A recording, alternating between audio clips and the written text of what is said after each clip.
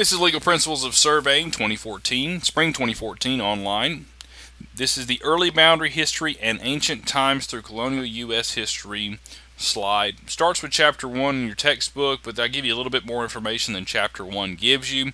However, I recommend that you read Chapter 1 once you get your textbook and you get starting to understand the concepts that are in Chapter 1. We will start talking about Chapter 1 in this lecture, and then we'll continue with Chapter 1 in the next set of lectures as well.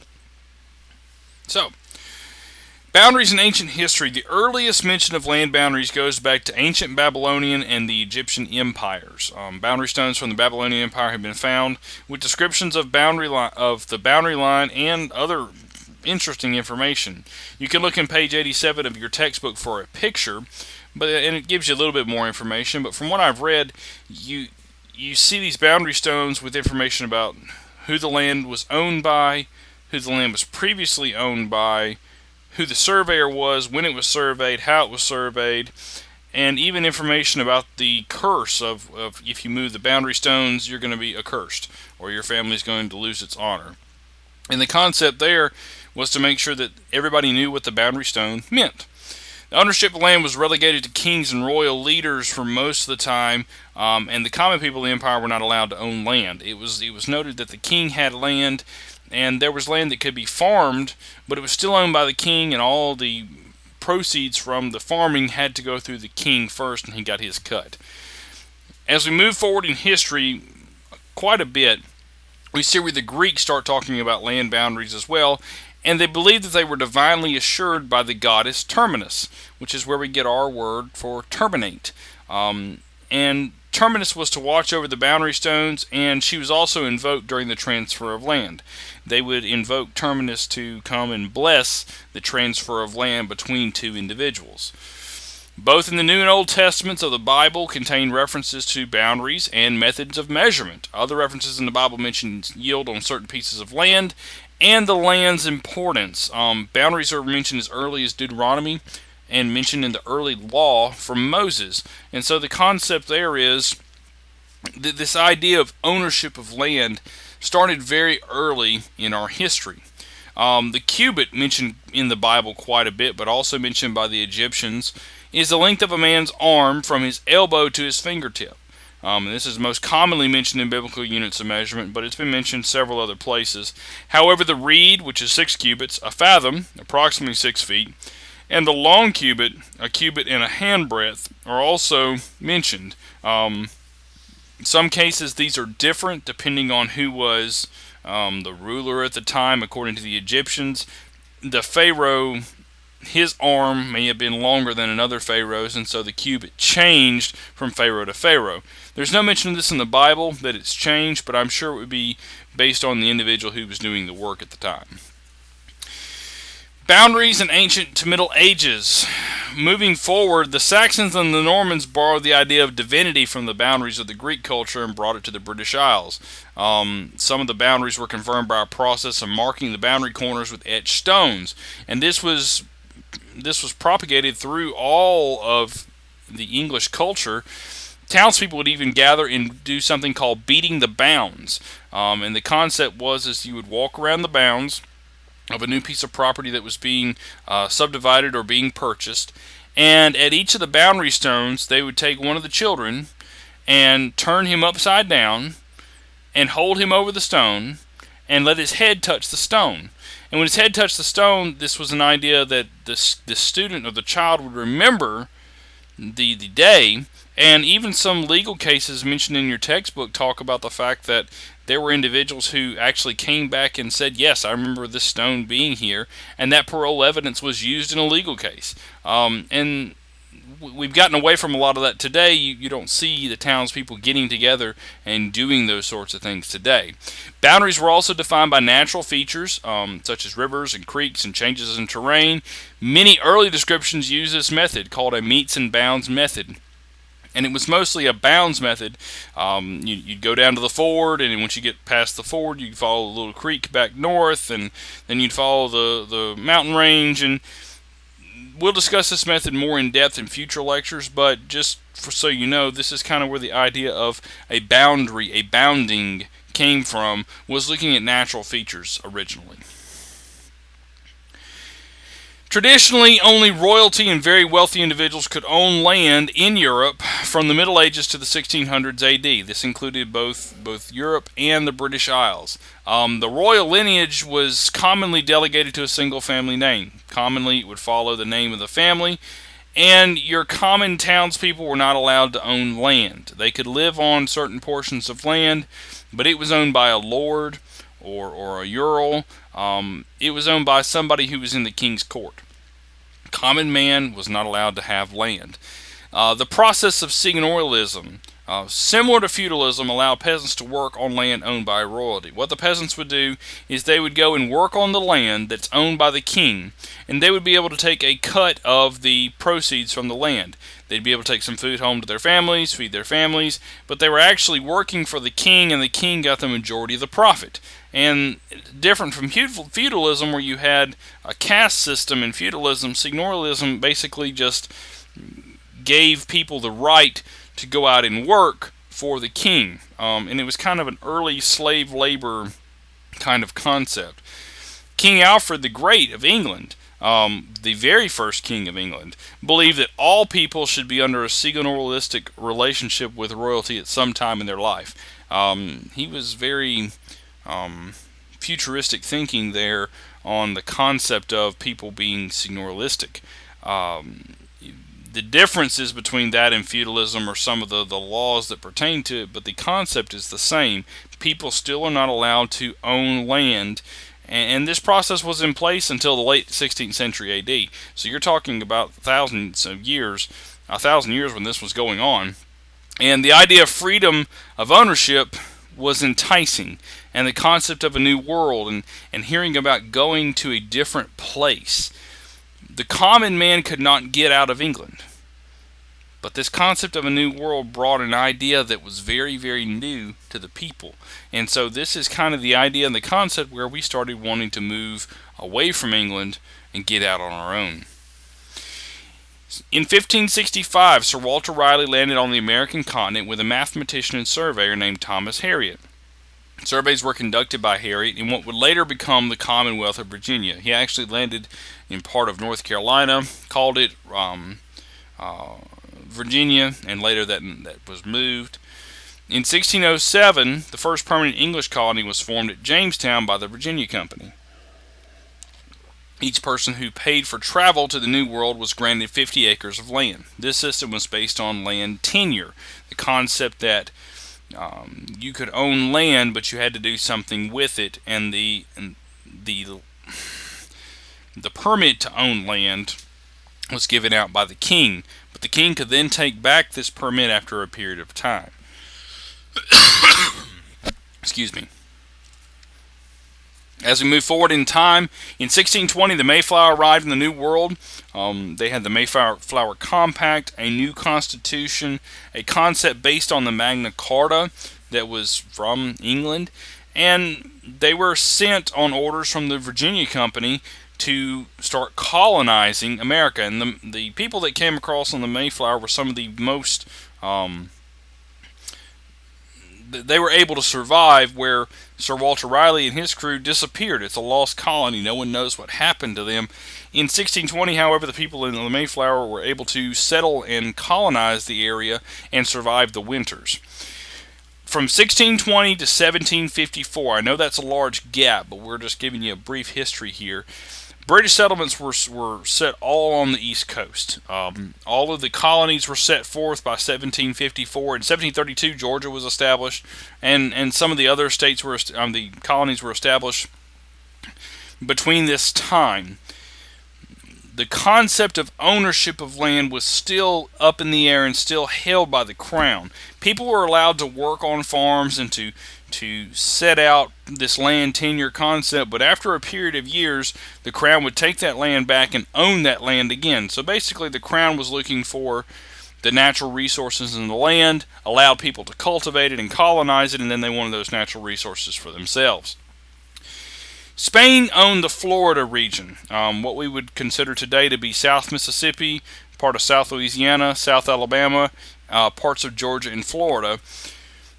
France owned all the lands west of the Mississippi River. So if you move from Louisiana Arkansas and Missouri, and you move backwards from there, or west from there rather, from the Mississippi River, that was all owned by France. And the concept at the time was France said, we own this. Britain said that they owned everything from the East Coast to the Mississippi River. But many times no one had ever been there to see what was there. Very few individuals had floated the river at this time. And so the concept of ownership there was really delegated to proclamation. I proclaim the fact that I own this land. France and Great Britain both laid claim to the land east of the Mississippi River to the Appalachian Mountains. And that region was a region of great contention between France and Great Britain during the time of colonization, because it was a very fertile land. You think about having the Ohio rivers and the Mississippi River converging, and looking at the fertility of the land. It was something that both countries wanted greatly. From 1754 to 1763, we had the 7 Years, or the French and Indian War. We called it the French and Indian War in the New World, in North America, and we called it the 7 Years' War in Britain and France. France and Spain entered the war with entered war with Great Britain, and the reaches of this war caused great conflict in the New World. In fact, George Washington fought in the French and Indian War. He was a general during that war, and he saw the good and the bad things that went along with the French and Indian War. I would suggest that you research the war and you look back at some of the things that were done. France and Spain did some secret transfers of land back and forth. The secret treaty of San Lorenzo. You read about some of these treaties, and it talks about how they were trying to keep the British from taking over the entire continent. And that was their concept. So, 7 Years' War went on, and then in 1763, in February, the Treaty of Paris was signed. This treaty ended the 7 Years' War, giving Great Britain all of the land east of the Mississippi, except for the land south of the Mackinac and Amite rivers and the Maurepas and Pontchartrain lakes, which are all surrounded around Louisiana. After the treaty, King George III just proclaimed ownership of the land by royal decree. He basically said, I own it. I have full reign over it. No one else does, because I'm the King of England. And this really caused strife amongst both the Native Americans and the colonists. The Native Americans and the colonists had been at war with each other during the French and Indian War, but this brought them together based on being against the Crown, because the Crown was starting to impose things on the colonists. A line was drawn for the extent of colonization called the Proclamation Line of 1763, and basically it ceased colonization anything west of the Appalachian Mountain Range. Well, this caused great contention, because now your colonies are large, bustling areas. Nearly 1 million people were all throughout the colonies and were growing rapidly, and we wanted to move westward. We wanted to look at this new land, but the king said, I'm going to say you cannot colonize past this point. This caused great contention and strife between the colonists and the crown. On October 7, 1763, Royal Proclamation declared the creation of East and West Florida. You see, Great Britain got Florida. Great Britain obtained Florida and actually pushed the Spanish out. Well, many of the Spanish moved back across into Louisiana, where the French were, to try to avoid the British, but then the British came in there as well, and so caused a great contention for the Spanish people that were living there. May 15, 1764, West Florida was extended to include some farmland south of the Yazoo River in modern-day Mississippi. A line was drawn from approximately north 32 degrees 28 minutes latitude as the new northern boundary of West Florida. And presumably this was done to procure prime farmland for the king. Once again, the concept of royal ownership and seigneurialism was being implemented. The king thought, look, I want this land for myself. And that's really why the proclamation line was set in place, was to make sure that no one claimed that land before the king could. This was a bending and breaking point for the colonists. War was on the horizon. Spain and France were still at odds with Britain, and the colonists were not that happy. You had the Boston Massacre, you had the Stamp Act, you had the Boston Tea Party, and several other things that were brewing towards war. And in the early 1770s, everybody was thinking something has to be done. Well, the disputed area that we're talking about here is shown on this map. And as you can see, it's a large portion of modern-day Mississippi and Alabama. Well, the problem is the king moved West Florida up, and then later, when we become the United States, we give West Florida back to Spain. Well, this disputed area caused great contention between the Spanish and the Americans because the Spanish assumed that they owned it since the king had moved it north. And we'll talk about that in later lectures and in this lecture as well. But this image is from the Survey of Mississippi State's Indian and Township Boundaries by Rafi Burt. It's a very good book if you can get a copy of it. Kind of hard to find. 1775 to 1783, we had the Revolutionary War. Okay, July 4th, 1776, we all know that was the day the Declaration of Independence was proclaimed. September 3rd, 1783, the Second Treaty of Paris was signed after we ended the Revolutionary War. We won the war, and the Second Treaty of Paris declared that all of the British-owned lands in North America were ceded to the 13 colonies. So in order to repay financial and military assistance during the Revolution, all lands west of the Mississippi and east and west of Florida were given to the Spanish. So basically everything that France and Spain had owned before 1763 was given back to them. So only 20 years later the land was given back, but now by the 13 colonies which are becoming the United States. Spain signed the Third Treaty of San Ildefonso, can't say that one real well, in late 1800, surrendering the land west of Mississippi to France. So basically France reclaimed that land in late 1800. And now a fledgling country was faced with decisions regarding the future of its land and what to do with this land. A lot of the land had been set forth by metes and bounds laws, and the concept of metes and bounds really gets away from really the concept of surveying. And so something had to be done. Well, in 1785, Congress passed, and this was the Continental Congress because we didn't have a president yet, Congress passed the Land Ordinance of 1785. And this authorized the Continental Congress to provide for the identification, care, and husbanding of the great natural resources of the Republic. This actually came out of part of that documentation. It was the objective of the Second Continental Congress to survey the new resources of the frontier between the colonies and the Mississippi River. They wanted to know what was there, they wanted to survey it, but they also wanted to be able to subdivide the land in such a way that common people could own land and purchase land from the federal government.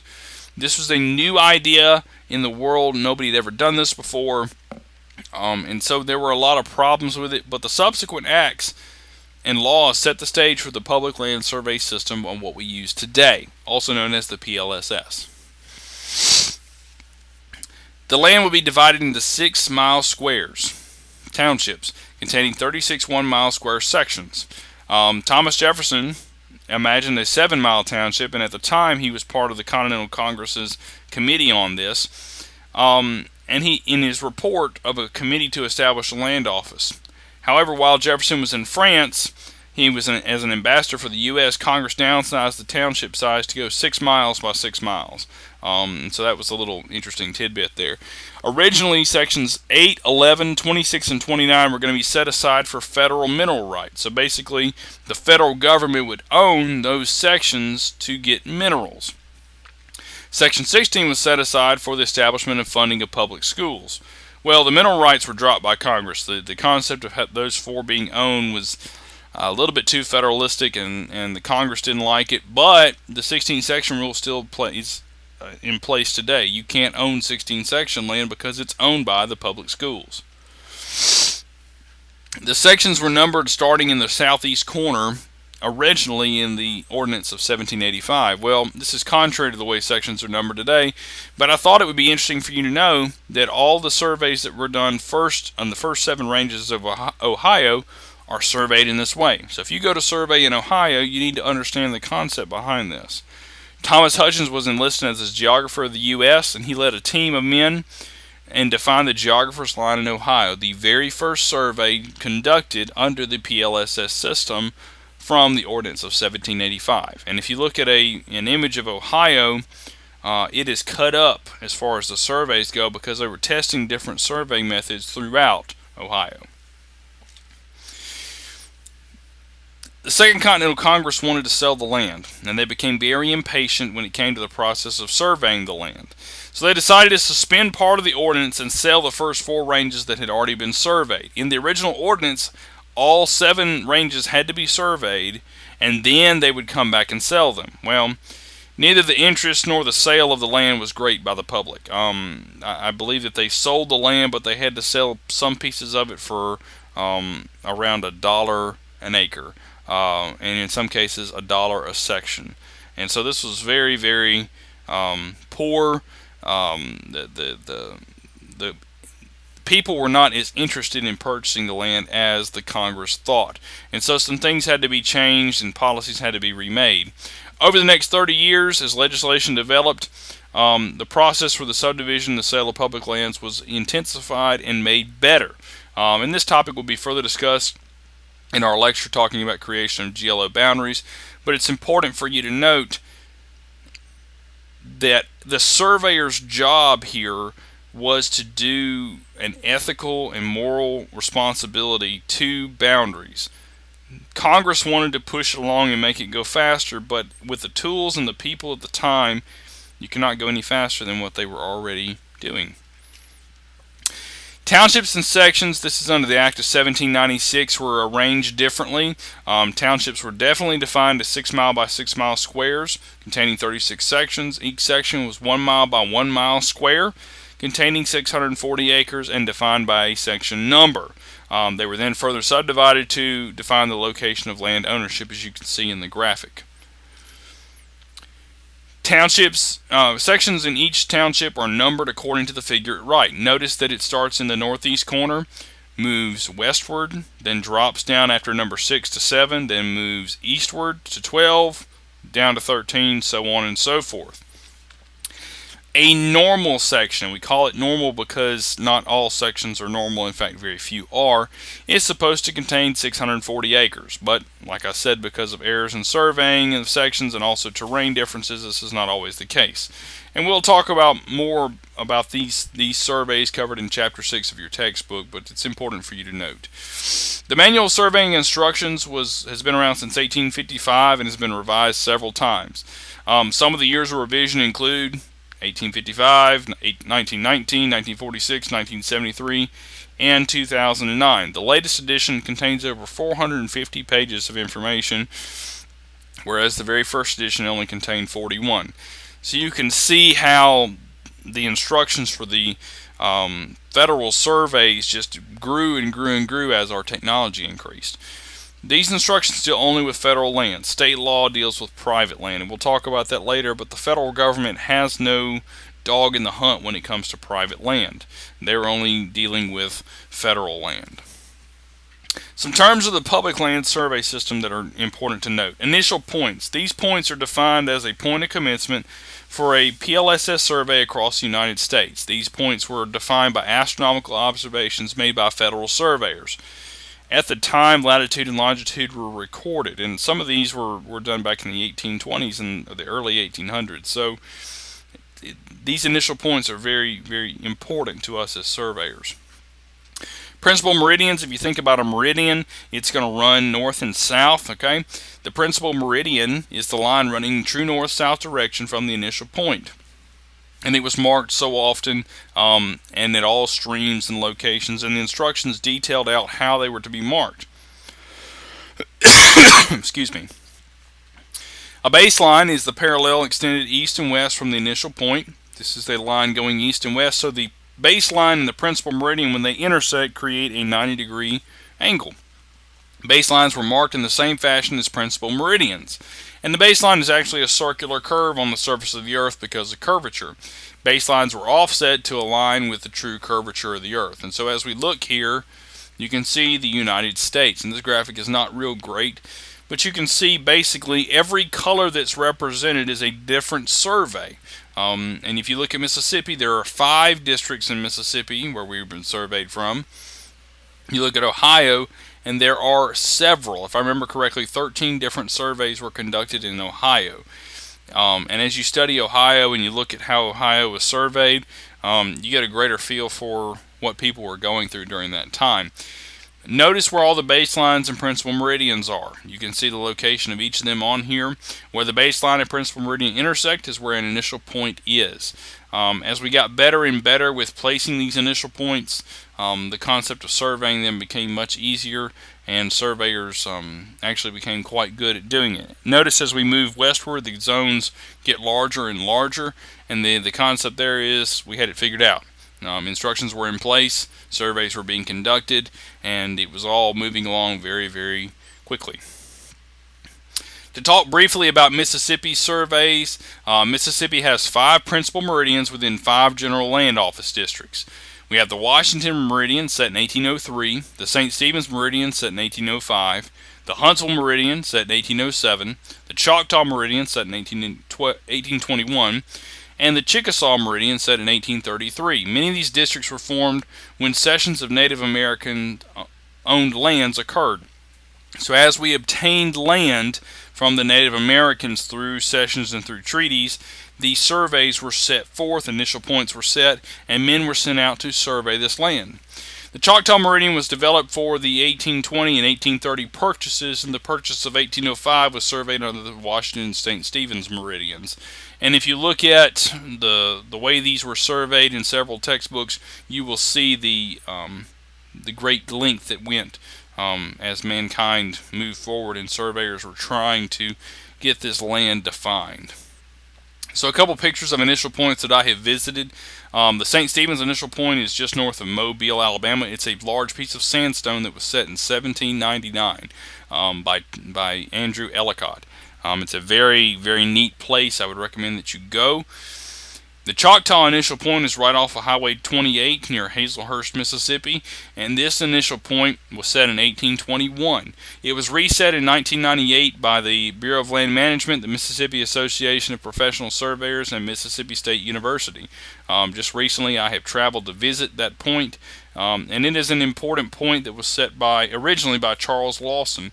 And the history behind Mississippi and how it was surveyed, all of the land that you lived in Mississippi, and this would include anybody that lives north of Copiah County, north of Wayne County, was off of this point.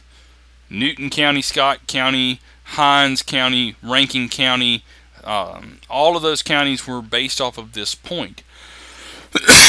Excuse me. And it's very important to note the importance of this place. I mean, it's very sacred to surveyors because this is where it all started. And to imagine that this was done in the woods, there wasn't a Walmart around or a gas station to go get a drink.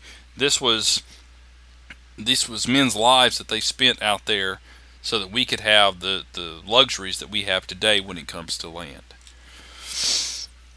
There were some problems with the PLSS. There were a lot of different surveyors, had different methods. They had unreliable and crude equipment. They had a vast wilderness they had to deal with, and many other issues with the general health of the survey crew. There were stories about the crew getting sick, eating things that they shouldn't have eaten, so on and so forth. And because of this, there are many errors inherent with the PLSS definition of some townships and sections.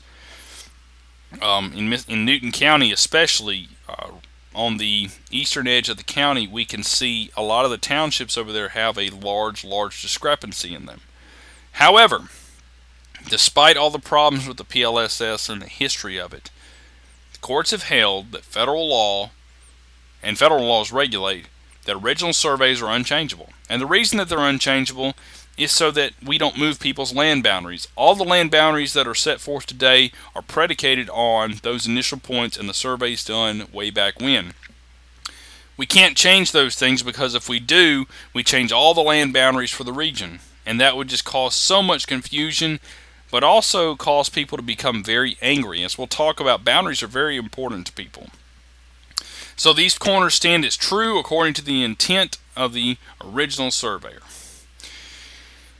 Township and section layout. Sections in each township are numbered according to the figure at right. We talked about a normal section, and this is not always the case with these normal sections, but in general, this is the normal township section layout. The sections labeled in black are considered to always be normal under the standardized system of surveying the township. They should contain 640 acres. However, the ones that are in red are the adjustment sections, and they're adjusted for convergence with the curvature of the earth, errors in surveying, anything that may go wrong. And so typically you'll find that those that are in red are a little bit off. According to the PLSS standards, the section is the unit for the land subdivision. So they consider that to be the smallest unit while they were surveying it. In 1803, the Congress enabled the sale of public land in Mississippi, and Section 16 was set aside for the support of public schools. This is also known as public school trust land, and this was all set forth even before 1803 and 1785. But in 1803, it was enabled that Mississippians could now purchase land. So that kind of covers everything that I wanted to talk about today. A real brief history up to 1805. There's a weekly Canvas quiz for this lecture. The quiz will open on January 13th, 2013 at 8 a.m. and close on January 19th, 2014. Whoa, I got those dates wrong. January 13th, 2014, not 13, because that would have been over a year. And it will close on the 19th at 11:59 p.m. So basically, the following Sunday it will close. And you may use any resources available to you for this quiz. You're welcome to use anything. You can use the slides. It will be timed, and there will be at least 20 questions on the quiz. Next week, we're going to talk about how boundaries are created, the legal ramifications of creating boundaries. We'll cover the latter part of Chapter 1, then we'll go into Chapter 2.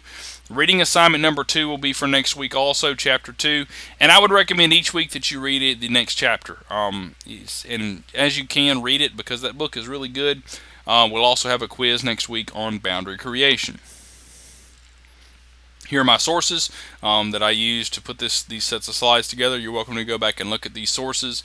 Any of these books that you can get a hold of, the first one you should already be purchasing. The second one's a pretty good book, hard to find. And then Rafi Burt's book is even more difficult to find, but I guarantee you it would be worth your while to have a copy of it.